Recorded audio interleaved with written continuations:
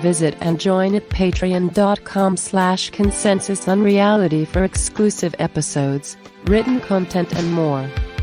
I repeat, patreon.com/consensusunreality for horrible spells and artificially intelligent overlords. Cool. Welcome to another episode of Consensus Unreality. This time we are joined by Emmalea Russo, a writer and scholar on mysticism and all sorts of other things. And we're going to be talking today about the impact that research into these topics might have on the creative life. And we're going to sort of segue into a discussion on the works and life of Georges Bataille and his Acephale Society. So welcome to the podcast. How's it going? Thanks for having me. Cool. Yeah, and for joining us, for sure. Yeah, we have Dave here as well. Cool. What episode is this? Is this 42? I forget, actually. That's kind of a bad look, but yeah, I think in it's the 40s. 42. Yeah. We're keeping Cool. it pretty we're low key. We don't remember what episode it is, so No, I think it's 42. yeah. Cool. So let's talk about what is mysticism is a good place to start, and how does that have to do with the creative act is maybe a suitably open-ended question to begin with. Oh boy. It's an almost impossible word to define. So I'm teaching a class on mysticism right now, actually. And each week we're doing sort of like almost like oblique entrances into different kinds of mysticism. So last week we actually did Georges Bataille and his sort of mysticism without mysticism and religion without religion. And we've talked about sort of like mystical reading and writing, and like how to find how one might find language for the unnameable, and like processes of negation and sort of like darkness mysticism traditions. So, I mean, I think that mysticism, or the idea of like what is veiled or hidden, is really totally inseparable from any kind of creative process, and especially language. This sort of like terrible gift we've been given.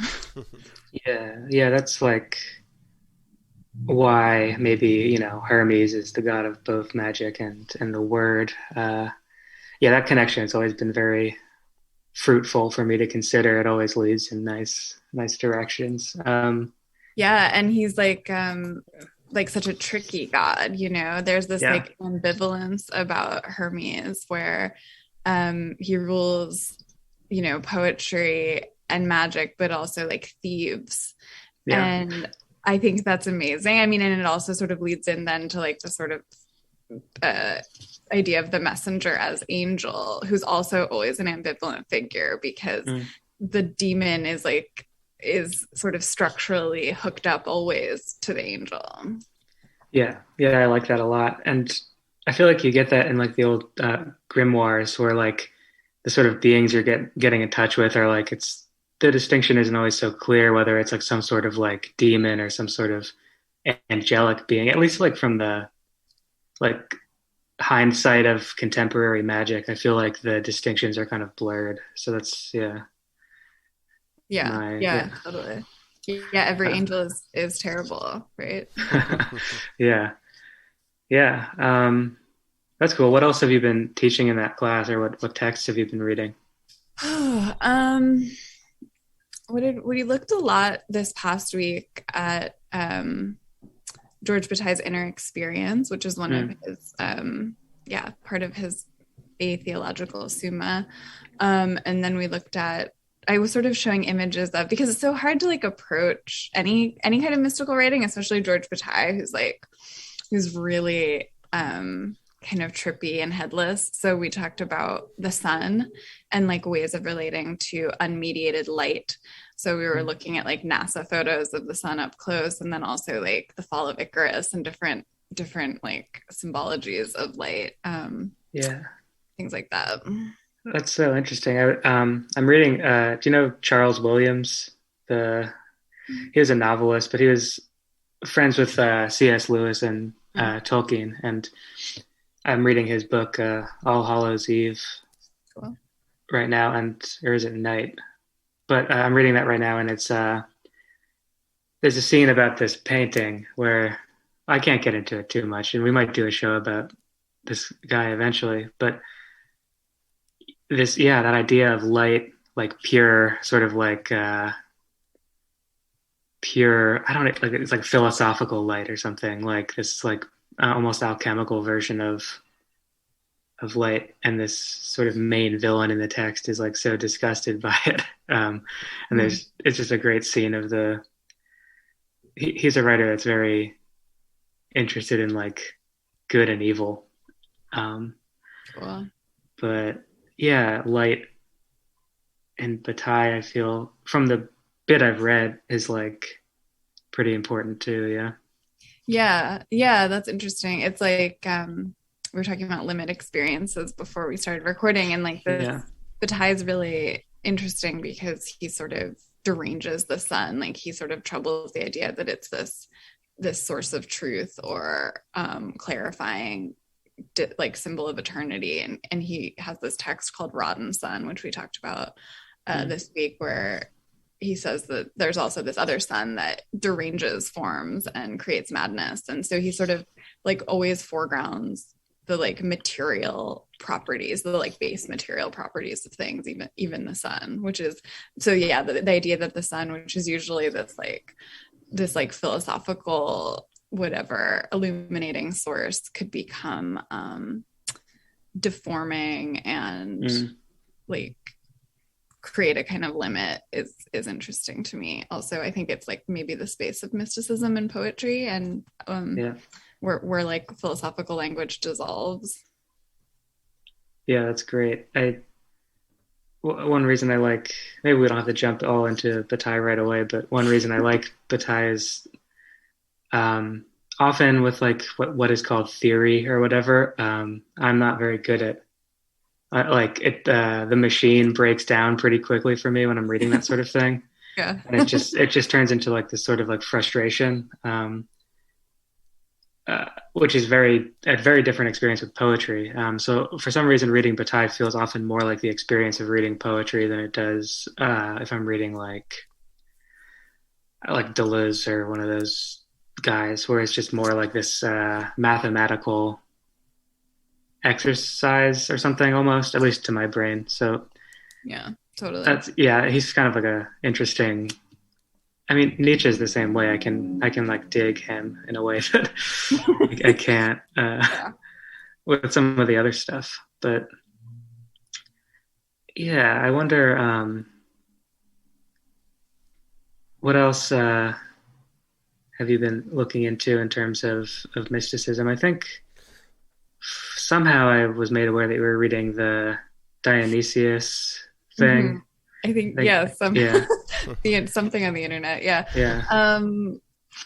We read, that was the first text we read in the class a few weeks ago, the Mystical Theology, which is like the 7-page text that kind of outlines almost like a negative theology. So it's like kind of crazy. It was sort of a bizarro place to start, because it's literally like Pseudo Dionysius is unknown. Like no one really knows who this person was, and he's writing about the unknown and the unknowable. And so it's like it's like a quite trippy topic to teach, especially on Zoom, which is like a slippery medium anyway. So I'm always trying to find ways to like ground the conversation. Yeah, that's wild. That's and then like the divine names and all that sort of thing. It's a very interesting thing for a writer that's sort of unnamed to be an authority on. The divine names. That was I think you had posted that book. Yeah. Have you encountered like the symbol of the black sun a lot in other places besides Bataille? The black sun. I think it is a sort of a cult symbol, but I'm not totally well versed on it. Yeah. What about you? Yeah, no, there's this book. I didn't finish it. It's like we were kind of like bouncing around on it and then jumping into other stuff. Oh, the Jungian one? Yeah, the Black Yeah. Sun, the Alchemy and Art of Darkness. But it kind That's of a great book. yeah, it's like an anthology of I guess the dark side of the sun within like alchemy and mysticism. Yeah, I was reminded of that when you mentioned the rotten sun, and I guess also like the kind of the concept of like the dying god comes out of the sun, creating this like dichotomy there, like originally, right? Because your god dies every day. Yeah. Like Mithras and stuff like that. Yeah. Yeah, for sure. Yeah, this idea of the black sun, it's also very Nietzschean, I think, like night being also a kind of sun, and these like reversals of values. And also I guess Dionysius and like the idea of like expenditure and like loss instead of gain or accumulation. Yeah, I think what was in that book, The Black Sun, he goes on quite a bit about the Harry Crosby, the poet. I think it's Harry Crosby. But he was like this really interesting poet that died. I think it was probably suicide. I can't, but he was obsessed with this idea of the black sun, and he keeps like, oh yeah, he died as part of a murder-suicide pact. Is how he died. But yeah, and his like the famous biography about him, which is an example of like a poet whose like life in the form of a biography is more well known than his works.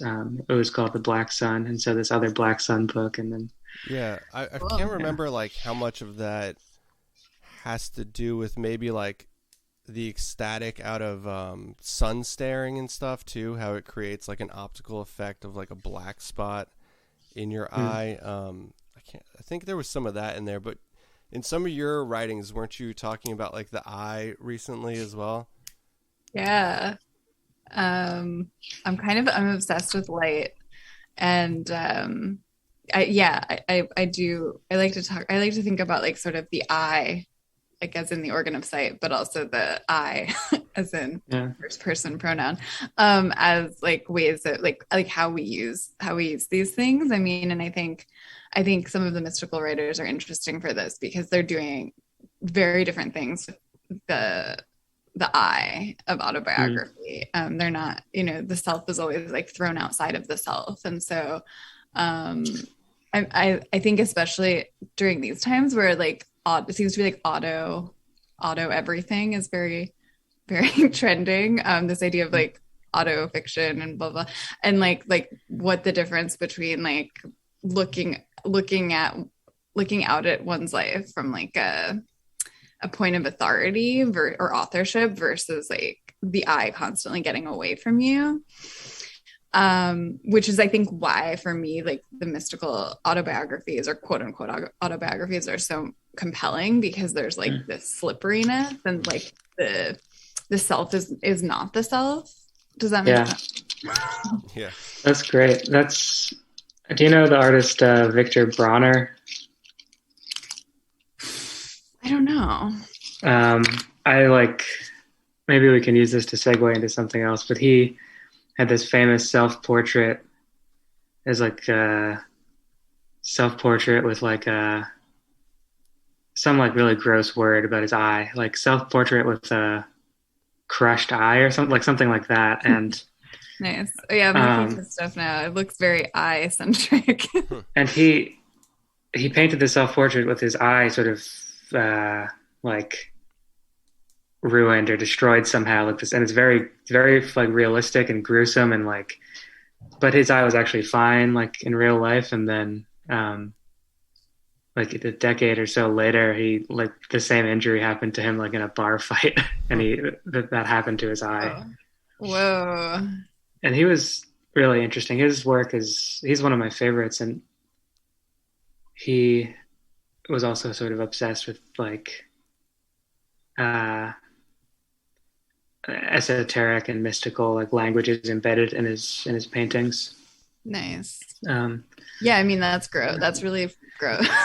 Like that's why the eye. It's like that's like this kind of eye we're talking about. I think is often like becomes the eye of horror, and I think that's Dave. Is that what you were talking about? Like I think I was writing about Texas Chainsaw Massacre eye or something like that. Like. Which is like to me one of the most mystical films ever. Yeah, I haven't seen that in so long. Self-Portrait with a Plucked Eye. Ooh, nice title. Yeah, I'm not sure what it was. I think it was probably in French. He was Romanian, but I think a really good title. That should be the episode title. He's awesome. Yeah, and maybe we can start talking about this Bataille concept of limit experiences more deeply. Not, just because this guy Bronner was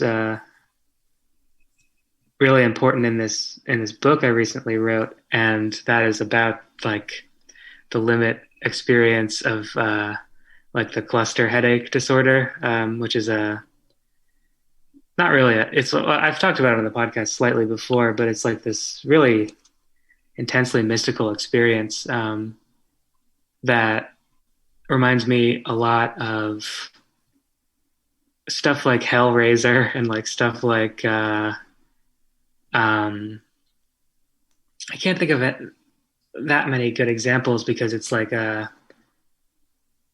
filling of the head with like angelic fire sort of, and like all these weird mental effects. It's like it's a neuralgia. It's not like a headache in the classic sense. It's like a primary headache. It's not a headache caused by something as much as that is what it is. And so it's like this, anyway, so I wrote this work about it, which is it's channeled from a future incarnation of myself, who is sort of an android and is still dealing with this thing, even though like most of his body has been replaced by. It's not really what. Anyway, I don't want to get too in the weeds with it, but this idea of the limit experience is like the horrible sort of fertile grounds for creative innovation is sort of. I don't know. Is that anything? Is that anything? Yeah, it's great. I mean, yeah, that sounds really trippy, the cluster headache. I mean, I think that, yeah, you and I overlap in this way because my book Wave Archive is very much about, I don't know, I guess limit experiences via seizures. Mm-hmm. So this idea of like a change in consciousness, yeah, I mean, literally like just becoming unconscious. Right. And then how do you describe it as something that you were not really necessarily there for, or you were severely altered for? So yeah, I think like sickness as mystical experience is kind of an interesting arena. Yeah. I talk about her all the time, but this Eugenia Macer Story person who I have been, working with her, putting together selected works, not working with her, she's dead, but working with her works. I remember when I first met another woman who was friends with her and I was trying to get more information on her paintings, said that Eugenia had like I think it was her left arm, like didn't really work. And this person like phrased it as like, that was the price she paid for like this intense psychic awareness.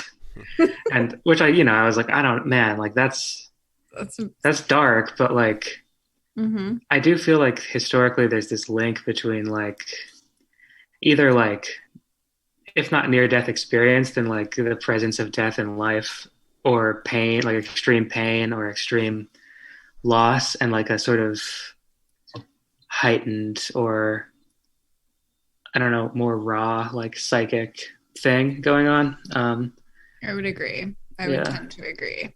I think it's interesting now. I think we're sort of in these weird times where pain is, we're like it's almost like a kind of palliative society, or we're like sort of afraid of pain, or all pain is bad or something.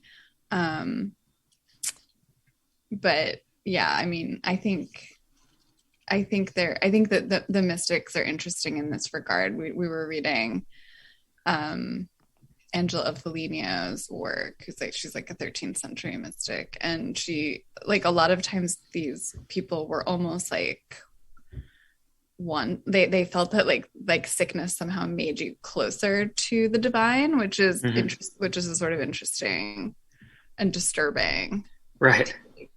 I guess, yeah. I mean, but also, yeah, I mean, I can see there's also a sort of danger in that, like this idea of like mystifying illness. Like Susan Sontag talks about this, like we should never mystify illness. But there is, I mean, inevitably there's this like sort of gray area, as you know. So I think, I don't know, there does seem to be something there. Yeah. I think it's really dangerous, and but it's also a truth to it that is like this. Yeah, it's an uncomfortable truth, and it's not like, let's just call it an inconvenient truth. I don't know. Yeah. Well, I guess, like, I mean, we could say, if we're going to be Bataillean about it, like, all art is dangerous and criminal. Yeah. Right. You know? Right. Yeah. I guess that's, he wishes. Yeah. I guess, yeah, in some way or another, it is criminal. Yeah. So, like, for our listeners who maybe don't know, would you be able to describe, like, what a limit experience is? I know, like, for me, obviously, it conjures the agony and the ecstasy, the Baroquean work of art. I think it's like Saint Teresa, right? Or yeah, like that is like a limit experience in I don't know, in visual form classically, right? Yeah. What is that? There's like that famous sculpture where she sort of looks like she's in ecstasy. Yeah, she's meeting one of the angels, but it looks like she's being plunged with like a lightning rod into her chest. Also, like, I don't know, like, the agony and ecstasy, right? Yeah, I would say that's a good example of limit experience. Yeah. But essentially, like, the physical, pushing yourself to like physical and spiritual limits where pain and pleasure sort of, or pain and even like ecstatic feelings are sort of like drawn to a point where they mean the same thing or kind of reach the same planes of existence or thought, I suppose, right? Is that kind of like... Yeah, I like that. I mean, I think it's really hard to define again, but yeah, I think oftentimes the thing about any kind of limit is that it's hard to know it unless you've like arrived at it or surpassed it in some way. Mm-hmm. So I think that the way that Angela Foligno, for instance, or a lot of the mystics talk about like meeting with quote unquote God or the divine or the like unnameable whatever, is that for those like sort of very brief moments they can't remember anything, not even themselves, you know. The I is totally gone, the self is like deleted, so it's not like I so and so am having this limit experience. So there, it's totally so I would say it's probably quite frightening / potentially ecstatic or whatever. But then the sort of thing, I guess, how it relates to language is then like when the limit experience has receded, how does one talk about that or recall it in some way? Right. Yeah. That's so interesting. Yeah, because it's when I was kind of reading back over like 101 Bataille stuff before we did this, I was for some reason this idea of like radiation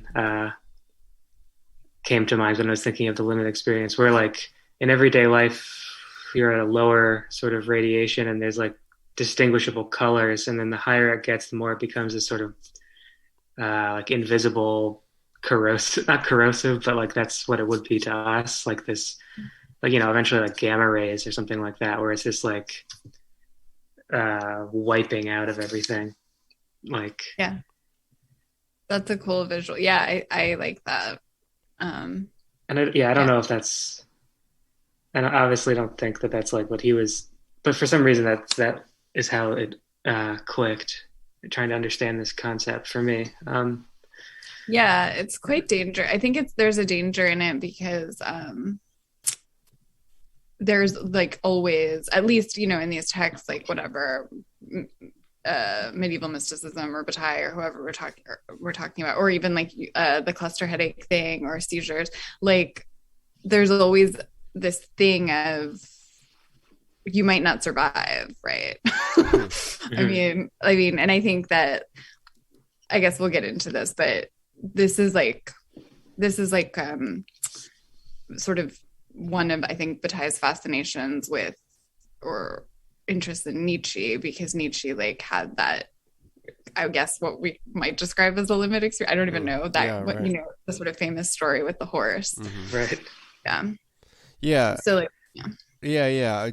I was kind of wondering about that, because I mean, the way that I kind of like had described it has like a very S&M sort of like Hellraiser feel, but that's kind of like totally simplifying it, because I'm wondering. I love Hellraiser though. Yeah, no, of course. Yeah, it's great. But I'm wondering if there's like, if you could reach a point from like, is there like a limit experience of information? It seems like that, or like thought. That's probably kind of what happened to Nietzsche, I guess, or like. I feel like that's what's happening to our society. A nervous breakdown too, but yeah. Yeah, that's crazy. That's good. That's cool to think about. I mean, / disturbing with the internet. Right. Yeah. Yeah, it's like an overwhelming. Yeah, it makes me think of. I don't have like a better example, but like the film Pi, you know, seems like a sort of drowning yourself in a certain like practice or information. I know like has like, really haven't seen that in a long time, but I know there's like a lot of like Kabbalah stuff in there and whatnot. But yeah. Oh, that's so interesting. The limit experience of the internet. Yeah. That's, or it feels like another way of saying what I feel like is kind of, if not obvious, then like sort of subconsciously understood by everyone, which is that we're not supposed to know all this stuff. It's too much stuff, and 100%. We have access to so many things.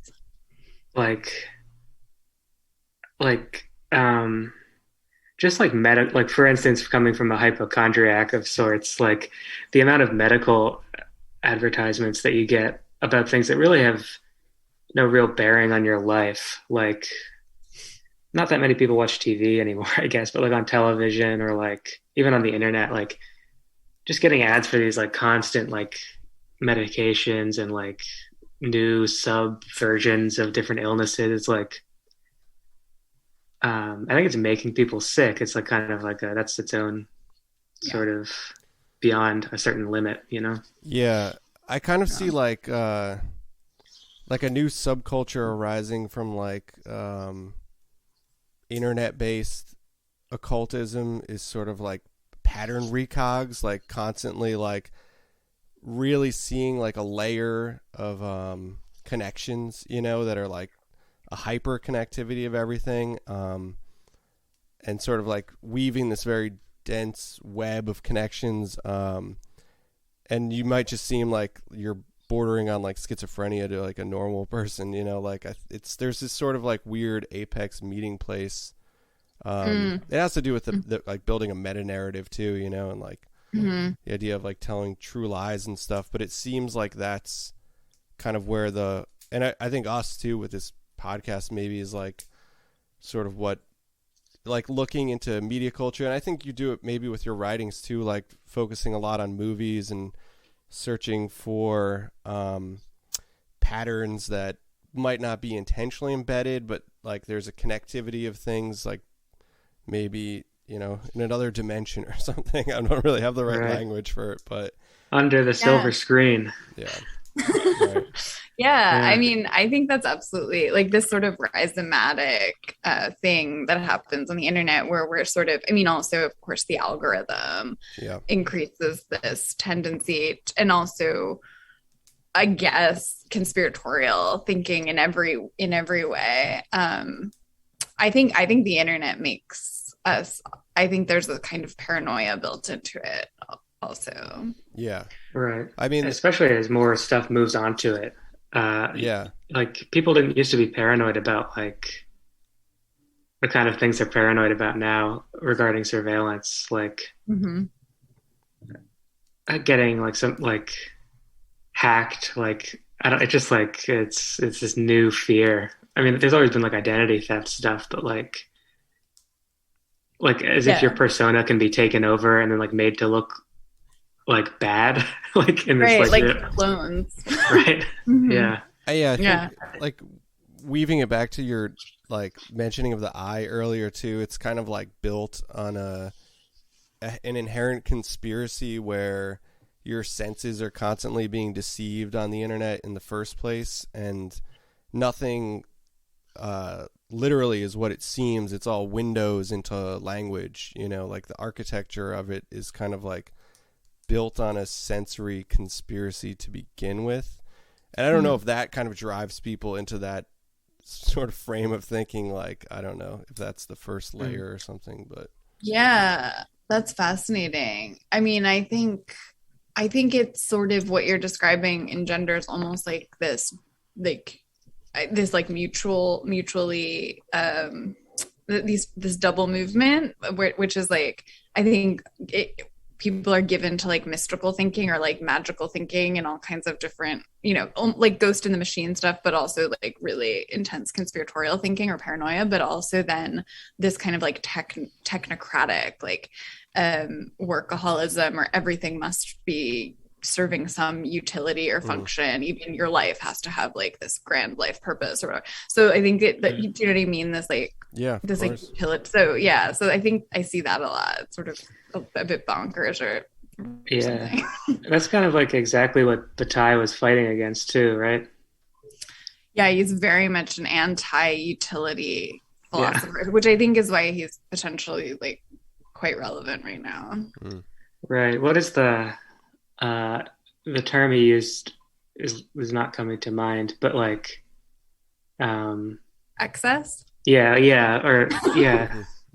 Just like these the importance of these things that aren't like, and that like eventually, if they're not utilized in like less, I don't know, harm is a weird thing to talk about with him, but like if they're not expressed in a certain way, they come out in war eventually, right?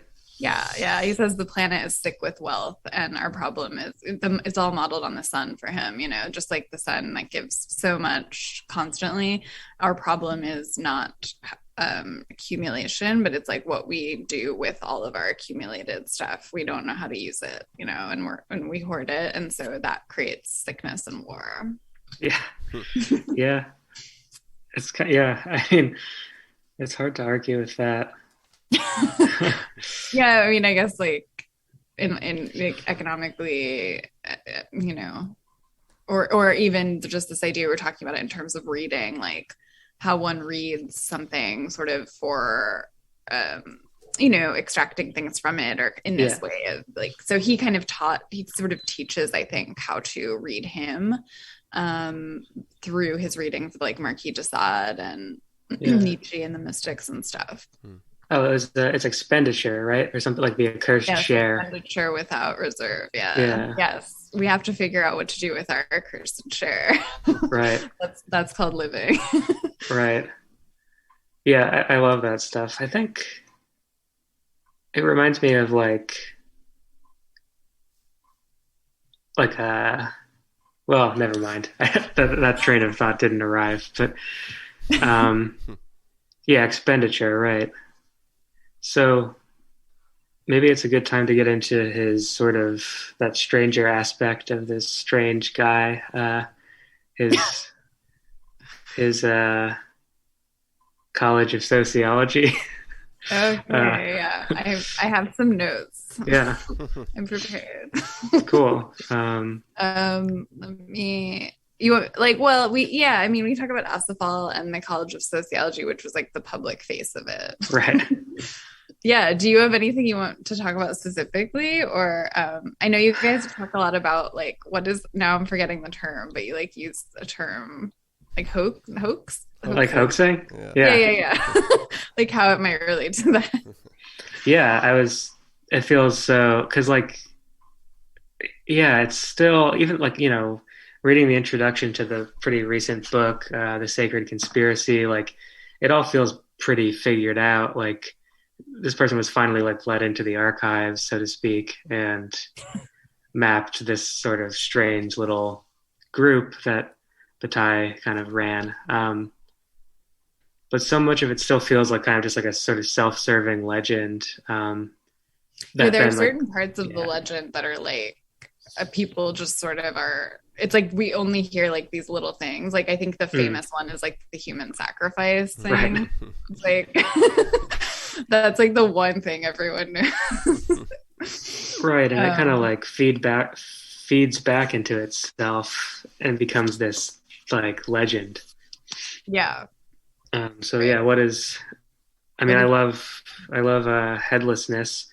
It's a good symbol. So what is it? Yeah, Acephale. So it's the name of a secret society for those who are like, I feel like there are probably people listening who are like, what the fuck are they talking about? Yeah. But I guess that's always the case with anything. Yeah. So Acephale is a secret society. It ran like only briefly, 1936 to 1939, and founded by Georges Bataille, Andre Masson, who drew the dude people probably are familiar with, the Acephale figure, no head. The head is like below the guts.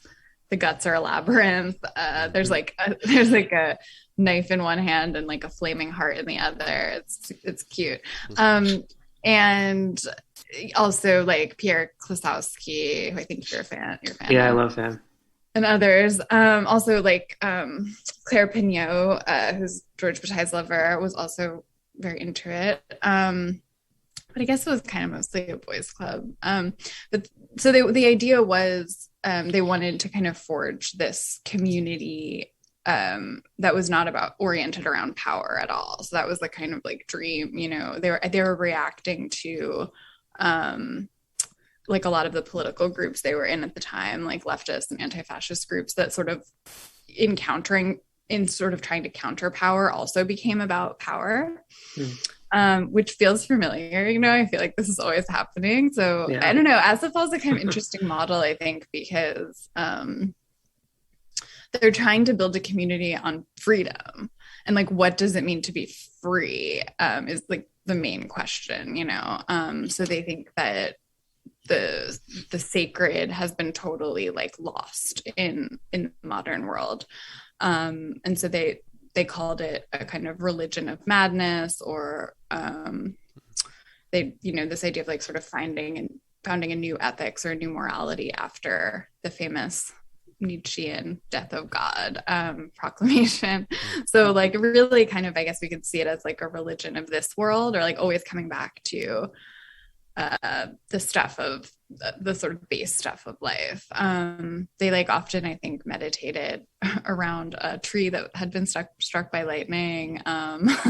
And they also put out a journal called Acephale. So they like the first journal, for instance, was dedicated to Nietzsche, like kind of almost attempting to rescue Nietzsche from appropriations by the Nazis, but also appropriations by leftists. So they wanted to sort of reinvigorate Nietzsche as like this thinker of freedom who couldn't be appropriated by any like, political group. Like, so even that, like this idea of utilizing a thinker for your own ends. I think that's also really interesting now, because like, I think there are a lot of assumptions, speaking of the internet, about like what it means if you read someone, or like what it means if you follow someone or retweet someone or whatever, Yeah. So like this idea, like Bataille's certainly, I think, a thinker of, and I think like a lot of people make this claim, but of like contagion, you know, he's very anti-purity. So there's like this idea of that we could possibly like create a community without contagion is a problem for him. You know, we have to create a kind of radically open, labyrinthine community of difference. Am I making sense? Yeah. I'm just like rambling. Okay. Okay. Does that like kind of start to answer what the hell Acephale is? For sure. Yep. Okay. Cool. Huh. So what's with the human sacrifice stuff? I don't know. I know it's like weird. Somehow I've like become like Bataille is the figure for whatever reason I've like studied most devotedly. So I feel like people are like, oh, are you like people? It's like this. I have to be like, no, I'm not into human sacrifice. But but I don't know. I mean, I think so. The idea was they sacrifice, meaning like etymologically to make sacred, so to destroy and raise up at the same time, I guess, would be the ultimate kind of act of expenditure. And so the myth is, I don't know if this is true, but that like they had plenty of volunteers to be the sacrifice, but they couldn't find anyone to do the sacrifice, right? to perform it. Yeah, I'm surprised that aspect gets like I'm not surprised it gets so much attention, but it seems kind of like almost like a Dadaist, like folklore. Yeah, thing. totally. There's clearly like a surrealist. That they were like, well, Masson was like a surrealist, yeah. And it's kind of like reminds me of that, where of course nobody was sacrificed, you know. But if they wanted to look, they probably could have found somebody who would have killed somebody pretty easily, you know. Right, exactly, right. I mean, yeah, like, right, this, like, whatever Andre Breton said, like, the simplest act of surrealism would be to, like, run through the streets with a gun, whatever. But, I mean, yeah, these were mostly, like, I mean, Bataille certainly was, like, a dissident surrealist. He was, like, kicked out of the surrealist crew. And so I think a lot of these other dudes were, too. They were, like, dark surrealists or something. Yeah. They thought the surrealists were bougie. Yeah. Well, they weren't wrong. Yeah. Whoa. Yeah. That stuff, yeah, it's also interesting. I mean, so what else? Yeah. Oh, sorry, go ahead. No, go ahead. Yeah. Oh, I was just gonna say, like, I guess maybe another important aspect of it is like the whole Nietzsche thing. Nietzsche being often this thinker of like people think of him as, you know, just sort of simply an atheist or like a nihilist or whatever. And Bataille was trying to kind of reinvigorate this idea of something being like a religion founded on the death of God, or a religion without religion. So finding elements of like traces of the sacred in Nietzsche's writing and like the kind of joyful ecstaticness of it. I mean, even now Nietzsche is often thought of as like, I don't know, it's just like it's quite bleak the way he's talked about. So I think Bataille's Nietzsche is like this sort of dazzled, mad Nietzsche, you know? Yeah. Huh. Yeah.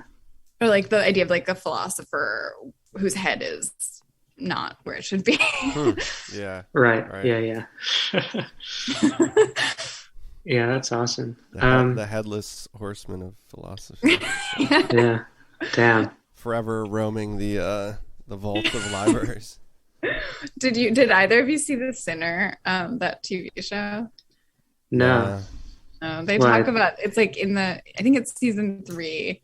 It's like so fucking dark, but I like that show. But they talk about Nietzsche, and it's just like very like, you know, like teenage boys like him, but it's like dangerous and like it's like very depressing.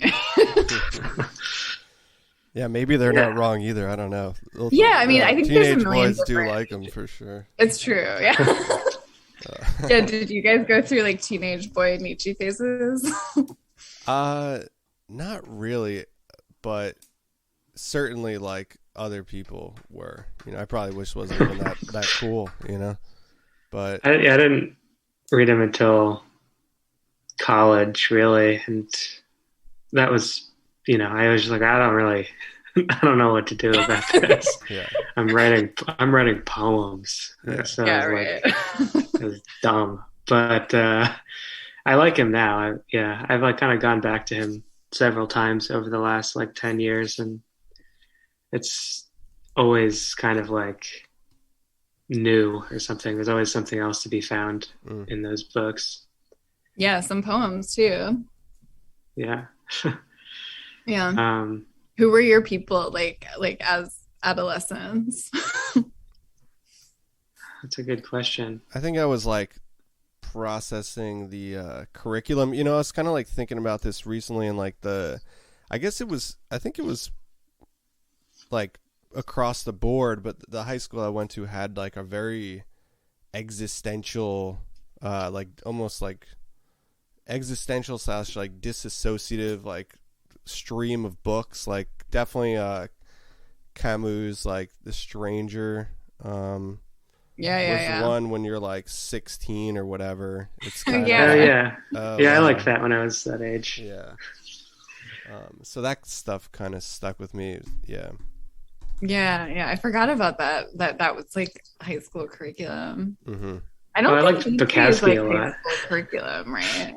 What's that? Who? Wait, what? Sorry, Ben, what did you say? I said I liked Bukowski a lot when I was like 15. Oh yeah, totally. And I was like, this guy's such a jerk. This is great. Yeah. So great. I was like really into Sylvia Plath I also like Sylvia Plath, yeah. Any of that dark stuff that you could get at Borders or whatever. Yeah. Oh my god, Borders. Yeah. Plus, like, definitely all the sort of dystopian, utopian sci-fis, like Brave New World and 1984 and all that stuff. Like, it's kind of, I don't know, it's like odd the parameters they're setting for like 15 to 17-year-olds, it's not bad. Like, I'm glad I read that stuff, but yeah, we're finally using it now. So yeah, for the right type of person, it's like gonna tailspin you a little bit, probably. Yeah. I don't know. Have you ever seen the Bela Tarr film, The Turin Horse? It's like, I haven't. I really want to. Have you seen it?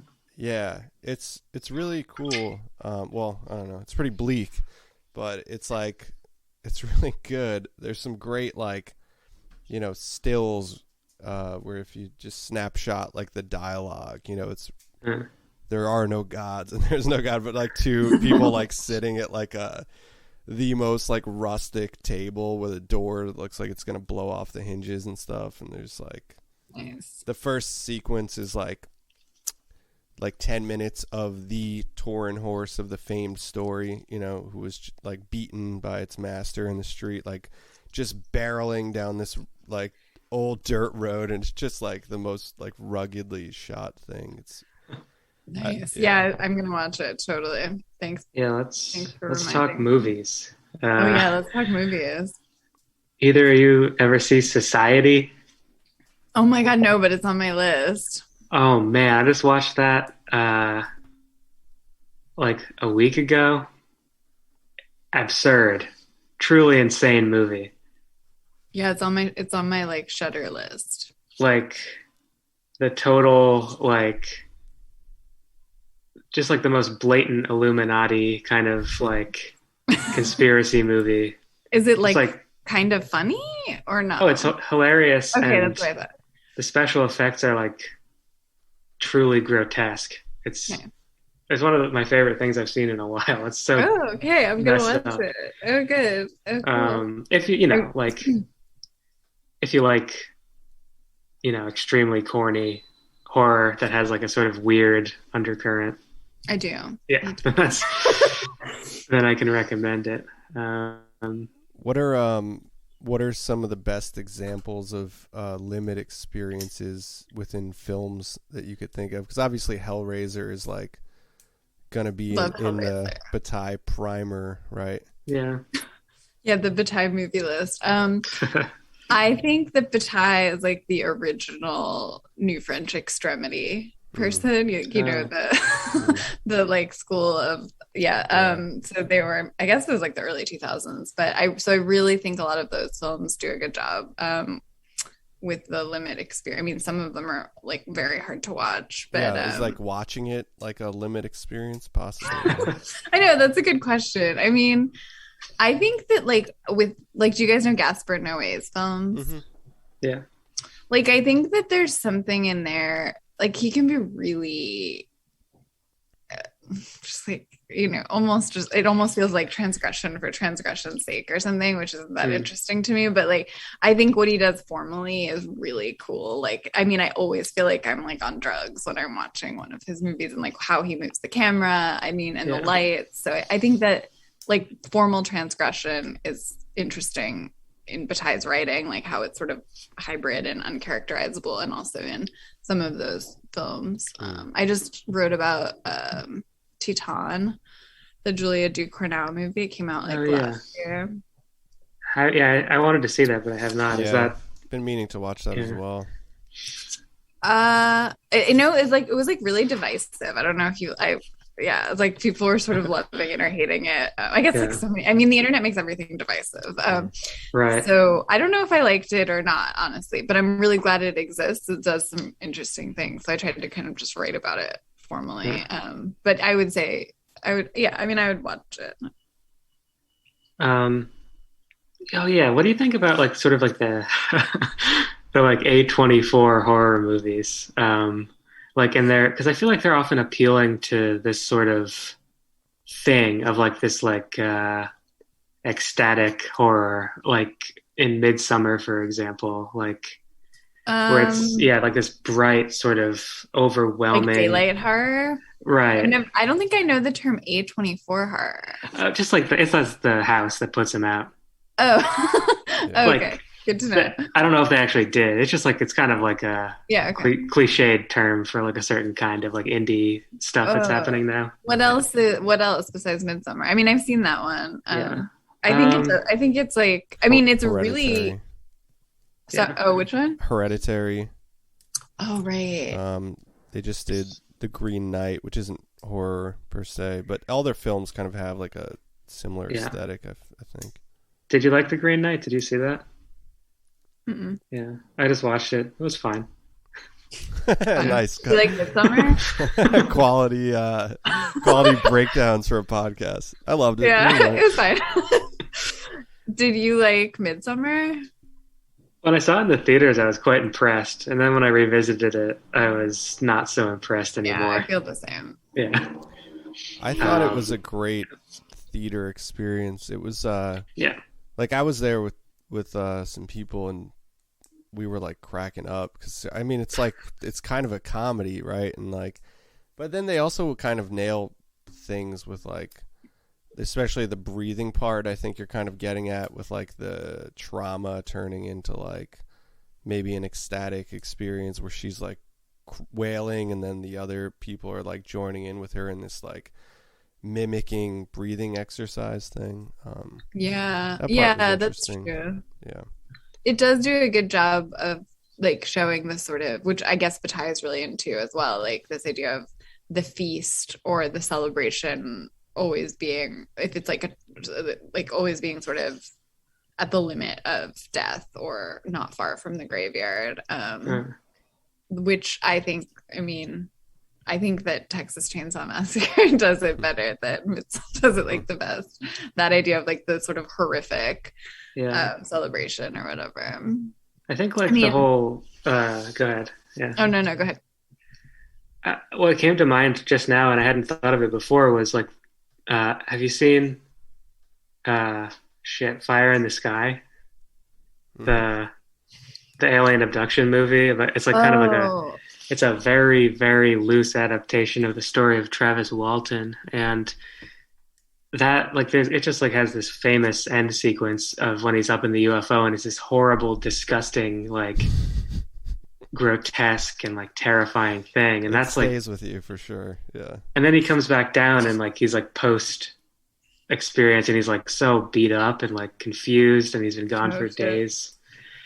But there's still like there's an aspect of like the sublime up there too, because it's just so alien. It's like it's really well done, but it's like it's kind of unlike any other alien abduction sequence. If you haven't seen that, I feel like it speaks to that theme a little bit. Yeah. Yeah, it sounds like it. Also, That's cool. yeah, of course that brings to mind the writings of Whitley Strieber have that aspect of like things being terrible, confusing, but then leading to like this immense spiritual growth, which is like being confronted with a thousand-eyed angel, you know, that looks like a wheel and a monster or whatever, right? Yeah.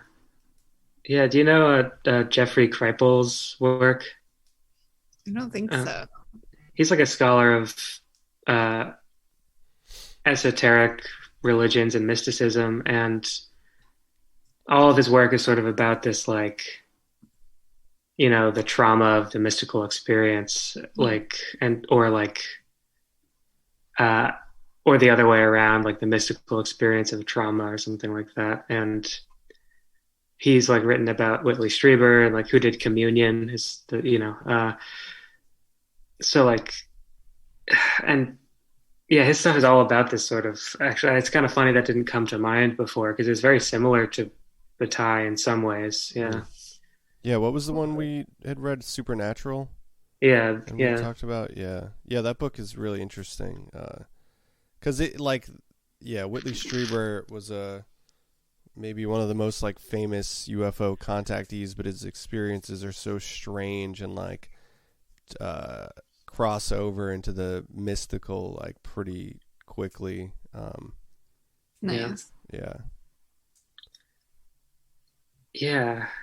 Yeah. It's funny. Yeah. All these things kind of, a lot of the stuff that we've talked about in this podcast kind of fall into that wheelhouse, actually. It's kind of interesting. Or at least maybe it's just seeing these things differently in the light of this, headless, this headless light. The Yeah. headless light, the light in the labyrinth. Yeah. Yeah. Oh, I just rewatched Labyrinth actually, which was Oh, wow. Yeah. interesting experience. I haven't seen that forever. Is that, Yeah, the labyrinth is like sort of crucial. There's like the structure of the labyrinth being kind of like crucial to Bataille's thought, as opposed to like the pyramid or the cathedral or whatever, or the guts, the space of the guts.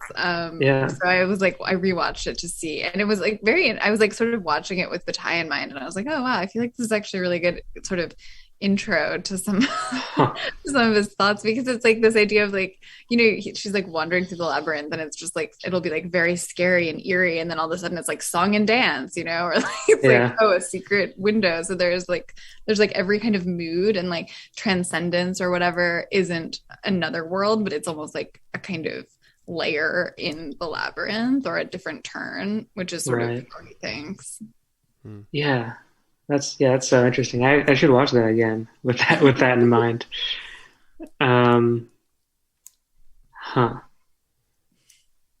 what else? I'm like thinking about Gaspar Noé now and some of those films, and I feel like they're too much for me. They really they leave me feeling bad. Yeah, I'm usually like kind of a hater, but I think there's like interesting things in them. Yeah. But they're just too intense for me.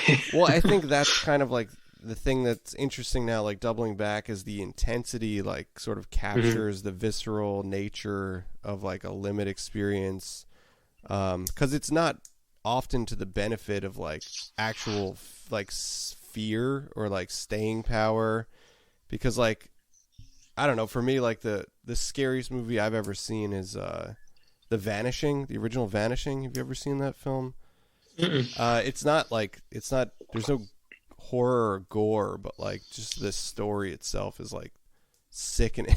it like, I don't know, it's a film I've seen, and it like, I just think about it sometimes and I'm like terrified, where I don't have that sort of reaction to Gaspar Noé's films because they feel more like a ride, like a carnival ride or something. I guess that's not, I don't want that to be like my blurb from this episode, because it's a fucking horrible carnival ride.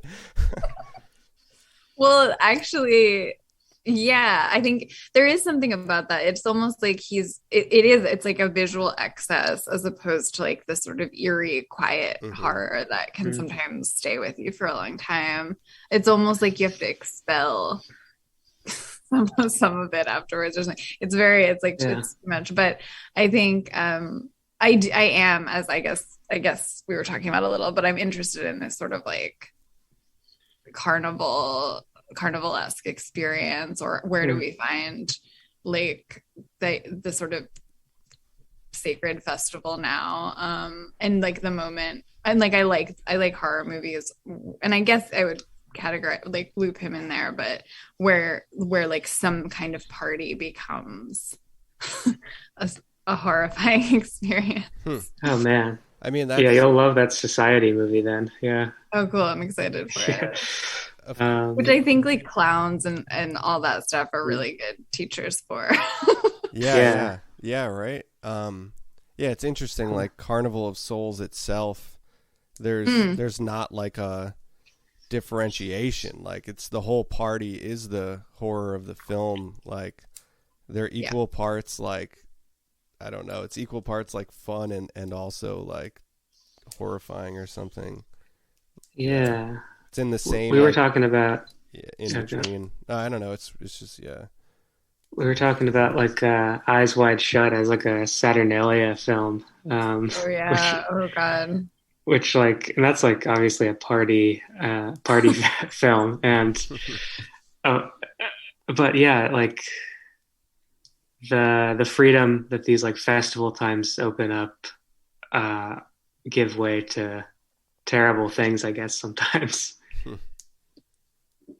Yeah, sometimes. I think or at least because there's some like, because there's like a limit that's approached, there is a kind of openness to any kind of experience. So I don't think it's like maybe not necessarily, but also this idea of like the feast or like taking in too much leading to some kind of loss or whatever, this idea of loss and excess being connected in some way. Yeah. It's like, like festivities being intertwined with like ceremony as well. Yeah. The airing of grievances. Have you seen The Scary of 61st Street? It's like Dasha from Red Scare's horror movie about Epstein. Oh yeah. Yeah. No, I haven't seen it. Is it good? I won't say too much if nobody's seen it on the pod, and probably not a lot of people have seen it in general. I think it's worth a watch though, for sure. It's kind of like made as a bit of a sister film to Eyes Wide Shut, but there some of the acting and stuff is like very like ecstatic, off the wall, like kind of like just over the top acting, and like I don't know, it's kind of like seems like it's relative to what we're talking about, but I'm not going to go off the rails on that one. Yeah, interesting. Yeah, these weird party films. I mean, I think that I guess we're like Killer Clowns from Outer Space falls into this like absurd like comedy horror thing, and what else? I mean, do you guys like It? Sure. Well, they're like the television miniseries, definitely. I was not a fan of the new ones, I have to say. No. They're pretty bad, I guess. Maybe like for like kids now, or like teenagers now, I guess it's like It for a new generation or some shit. But yeah, that original TV one, I don't know what's funny in there though. That shit scares the fuck out of me still. I watch that shit, I'm like, it's really scary. But there's something so absurd about Tim Curry. Yeah, I mean, yeah. and there are some, like the balloon moment in the sink, you know, like this. I think like that's quite interesting. Yeah. And playful and weird. Yeah. I mean, him when he appears at like the when he appears at the dam or something, and we all float, kind of, I'm gonna call it a bit. That is pretty funny, I guess. But Yeah. Right. Yeah. The scary clown or the funny that's sort of, yeah, he's an interesting character. I mean, also just the fact that he's like in drains and hangs out in the sewers. Yeah. Like Mikhail Bakhtin talks a lot about like carnival, like he has a whole book on carnival ambivalence, and he talks about how like the carnival body or the grotesque body is like sort of high highs and low lows. So like towers and drains, or you know, like these unassimilable parts, like extremes, I guess, in terms of architecture. So I think it's just like totally perfect that Pennywise lives in the sewer. Yeah, I feel like there's something about made for TV movies is able to capture like an eeriness that like film doesn't. I don't know why. Like something about that that miniseries is so much scarier than the new one. It feels like it has something to do with like the medium itself somehow. For sure. I agree. It's like 10 hours, right? I mean, it's not. Yeah, that's one thing. Yeah. I mean, and that book is like this fucking thick. Yeah. So it's something, and also there you get to know, because you also get to know the kids more. You get to like know them. I mean, they just felt so one-dimensional in the. I mean, I think their backstories are so important, and then we like actually give a shit about them. Yeah. Yeah, not to get into the weeds too, because like I'm not sure if this is there, but like mediumistically, TV is like aesthetically created in a way where it transports the story into your own home, and like it is such a story about like fucked up familial trauma, but it like injects itself into your own house. You know, also like the aesthetic itself, like has like that Lifetime film look, you know, and that's so true. It really does. Yeah, it feels like a nightmare kind of. Right. Well, because it's so bright. That's what I that was so interesting. And like the new ones are so like dark and like, goth, and I'm like, well, we get it, like, you know, right. Right. Yeah, it doesn't really work with the clown, I guess. The clown doesn't want like HBO dark shades. It wants like, and all the, what is it called, the CGI. I mean, it's like all CGI now. Yeah. I don't know.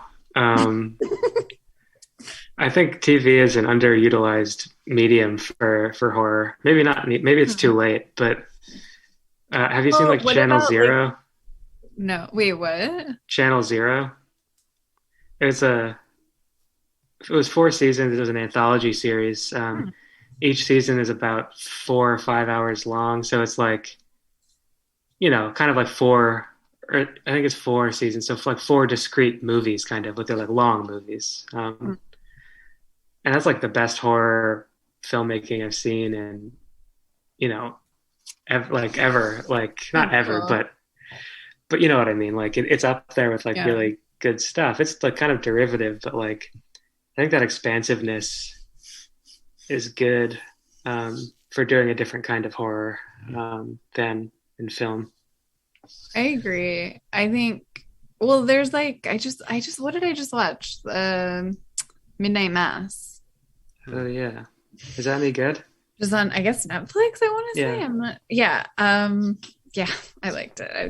I did like it. I mean, I'm a sucker for like angels and demons stuff, where it's like horror Catholic style, but and what's his name? Hamish Linklater. Really quite good as the priest. I was kind of blown away. Yeah, Netflix is doing good stuff with horror. Did you guys watch American Horror Story? Like any of those? Just the first 2.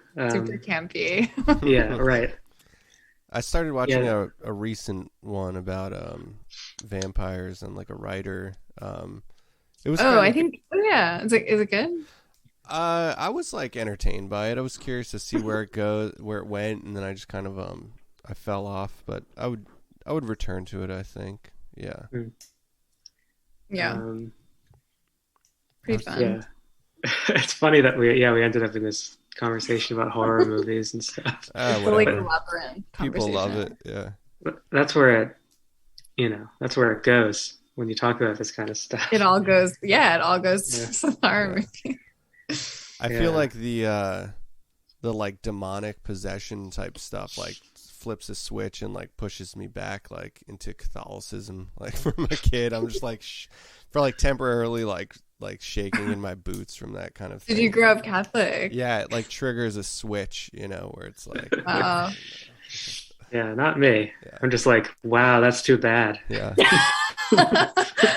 I grew up like kind of Catholic, like like ish. So yeah, I do have that. I have that flip, that switch a little bit. Yeah. Yeah. Nah. I mean, I'm just superstitious, but I'm not like, I'm not put in mortal fear by these things. It's like, Well, Are you superstitious? Oh, yeah. What? Oh, superstitious. Yeah. Yeah. I try to, well, maybe it's just obsessive. I just try to, if you think of things in the right way, then it's not a problem. It's kind of my thought. Mm-hmm. But if you let yourself get caught up in it in a certain way, it can develop into something else. That's my thought on demons. Well, I think you've been affected by like the chicken or egg concept, like of the Ouija board and the poltergeist and stuff like that. Like, sure, it's such an infectious mythology that's like you can't really tell if it's created by like films and cinema, if it's like a cinematic invent or if it was something that like existed before that, but yeah, I mean, isn't that sort of like an infectious narrative of that same stream where it's like, sure, you play with the Ouija board and it causes the haunting, and then but only if you think about it in a certain way. Like if you let that, it's like opening the gate, kind of like. Mm-hmm. If you kind of close it after you're done, I think that's why that's the importance of like banishing rituals, right? Is to like be like, okay, like I don't want to like carry this around on my back. But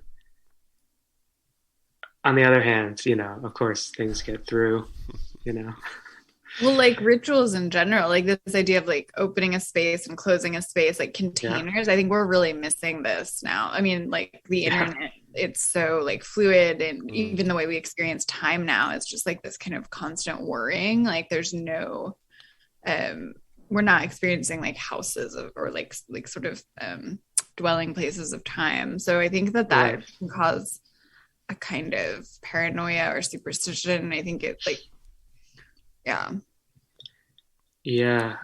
Oh, that reminds me that I saw that you had written a review of that nostalgia book.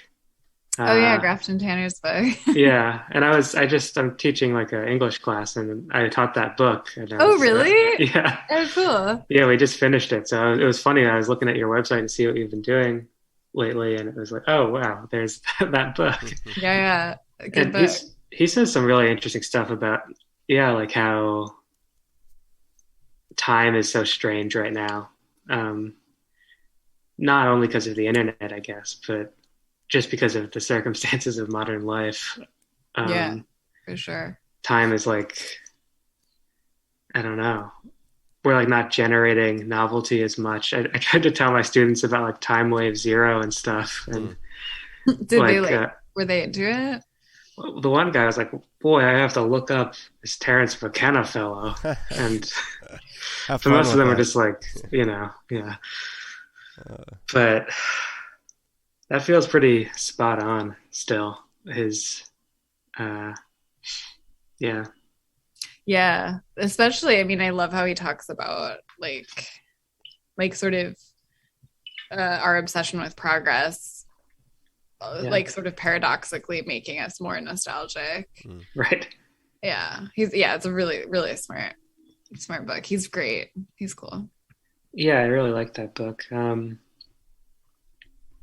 I think I even mentioned it like on the last podcast we did, or maybe it was a Patreon episode or something. But, we've been talking a lot of the kind of like lost futures thing, and like involving like the metaverse and all that stuff. But it's interesting. It seems kind of like like a lot of the objective of, you know, popular Western occultism in like the 19th century is to like open something and not close it, like especially in the sort of like Kenneth Grant, like post Crowleyan writings, is essentially to like bring about like a new aeon, you know, like to bend the fourth dimension. And I think that's kind of like something that's a big part of like magical ritual now, is like making these like interdimensional connections or something, or extra dimensional connections, whatever. But right, like changes to the world. Yeah, less goal oriented that maybe older magic was. Or, you know, like the Pennsylvania German powwows book comes to mind, which is like this, it's a magical text that is built around specific ills and like specific goals. Whereas now I feel like a lot of magic is like about sort of just generalized personal power, or just like letting chaos into the world. I don't know. Oh, interesting. That, I mean, yeah, that definitely seems like a reflection of, yeah, like what sort of dominant narratives, I guess. yeah, Right. It's like out of, there's not as much. I mean, that's not true. There's tons of folk magic, but like those more prominent writers aren't writing from a place of folk magic. They're writing from like paradigm shifting kind of things. Right. Yeah. I mean, I guess it makes sense after like, well, I don't know, after all those wars and stuff, I guess like big moves were on the mind, you know? Yeah. Like big swaths of like influence as opposed to daily life, and trying to like make your own personal circle a little bit better. I don't know. It's also that kind of like drawing down the sun, you know, like that. It's been with mysticism for drawing down the moon and the sun, like right, yeah, bringing the cosmos to you, essentially. I don't know. Yeah, there's certainly like, even, I mean, I study some astrology too, and like there's a huge difference in the way that ancient astrology talks about the cosmos versus modern. You know, there tends to be like way more focus on, you know, like, yeah, this idea of like sort of the cosmos or whatever being for the individual somehow, or somehow like personalized or psychologized. Whereas like in a lot of ancient texts, it's seen as more like environmental, and you know, it's not as like, this is about your specific life and your personality, and like you should like take it and use it and like do this with it. Like it's not right. about that necessarily. Yeah, I always see like when people criticize astrology from the position of like cold and different universe, kind of, you know, I'm always like, well, I don't know, astrology can still be true, like just because it's not true in the sense of like, you know, newspaper horoscopes or whatever. Right. Yeah. I'm kind of into the like cold and different universe. But that cold and different universe still has, you know, it has tides and has like, yeah, right, yeah, sure. Yeah. I mean, I think paradoxically, it's like I almost feel like that can help more than, I don't know. There's something about that seems a little, at least for me, a little more helpful or interesting than someone telling me about my personality or something. Right. Well, it's like psychology was the worst thing that ever happened to humanity. That's a great. Is that the consensus on reality? Yeah. Like take. Put that on a mug. Yeah. I like psychology, but it did really make us pretty obsessed with like. Yeah, it's very interesting. I mean, well, it's you, just like anything. It's like you. I mean, I think under capitalism, it's just sort of like becomes really. You know, we're sort of living, I guess, a little bit of a narcissistic world. Yeah. Yeah, and the new age movement, like is kind of responsible for defining that aspect of the way we perceive mysticism now, and the very like self-reflective, like self-initiation and stuff like that. It's kind of like the way that like the way we visualize spiritual experiences is informed by like psychedelic experiences, I think, a lot, and like disassociative experiences. That's kind of the way like a lot of our not like literally from taking psychedelics, but like from depictions of it in like film and movies and stuff. Like so much of like we're so informed by our media culture, you know, like the new age export has sort of like changed the way we think about spirituality. Totally. It reminds me of that Adam Curtis documentary, and also Mad Men. Yeah. Totally. Yeah. Weren't we just talking about Mad Men too? Yeah, we talked about both Mad Men and Adam Curtis, I think, on the last episode. Yeah. We were talking really? about Century of the Self. And, Century of the Self, that's it, right. because we were talking about Carlos Castaneda and like the self-made anonymous kind of like, you know, new persona that you can make in America. Like you kind of disappear. Not anymore, of course, but at one point. Right. Back in the 60s. Don Draper and I guess, yeah, that's funny. Mad Men. Well, I mean, I guess we're all sort of like advertisers now. Right. We've all got the influencers. Yeah. It's it's a weird world. Yeah. Consensus on reality. Yeah. So should we sign off there, or? Yeah, we can wrap it up there. What cut the tape. What do you if you want to tell people where your stuff is, maybe like what your home base is on the internet, where you can be found. My website, my first and last name.com, and Nice. then I have a Substack, just my first name.substack.com. Cool. Yeah. What kind of stuff do you talk about there? I don't know. You know, I talk a lot about film. It's kind of just whatever, you know, whatever deranged thing I'm, you know, ramblings I'm thinking about that day. Sometimes I'll like send stuff out on the new moon. Nice. Usually like film stills and such. Cool.